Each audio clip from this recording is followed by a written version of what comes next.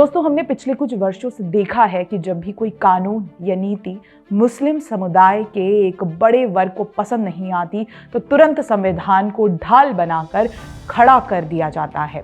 3 तलाक के खिलाफ कानून बना तो संविधान खतरे में बताया गया, सीएए आया तो संविधान खतरे में बताया गया, वक्फ संशोधन बिल आया तो फिर वही चीख। लेकिन जब देश की सर्वोच्च न्यायालय ने पुरातत्व, साक्ष्यों, इतिहास और कानून के आधार पर राम जन्मभूमि का फैसला हिंदुओं के पक्ष में सुनाया तो उसी संविधान को ठुकरा दिया गया। असदुद्दीन ओवैसी कहते ही रहते हैं कि हम ये फैसला मन से स्वीकार नहीं करते। कई मुस्लिम संगठनों ने इसे अन्याय करार दिया, आज तक उसे मन से स्वीकार नहीं किया गया। सबसे खतरनाक बात यह है कि ये भावना सिर्फ गांव के मौलवियों या कम पढ़े लिखे लोगों तक सीमित नहीं है। अस्वीकार करने की ये भावना सबसे ज्यादा उन शिक्षित शहरी अंग्रेजी बोलने वाले मुस्लिम बुद्धिजीवियों और पत्रकारों में दिखती है जो खुद को सबसे बड़ा सेक्युलर और संविधान प्रेमी बताते हैं। आरफा खानम शेरवानी बार बार जजों पर व्यक्तिगत हमले करती रहती हैं। राणा अयूब ने राम मंदिर फैसले को भारतीय न्यायपालिका का काला दिन कहा। मोहम्मद जुबैर जैसे कथित फैक्ट चेकर हर साल 6 दिसंबर को ब्लैक डे मनाते हैं और यही लोग हैं जो बार बार संविधान की दुहाई देते हैं।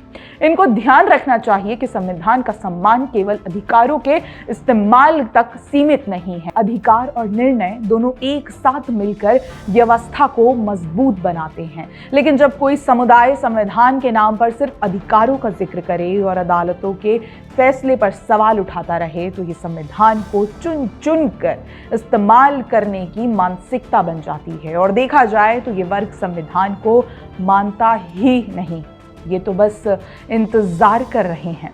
ये लोग अपनी वास्तविक राय खुलकर इसलिए नहीं करते क्योंकि राष्ट्रीय स्तर पर सत्ता उनकी इच्छा के अनुसार नहीं है और देश के स्तर पर संख्या बल उनके पक्ष में नहीं है।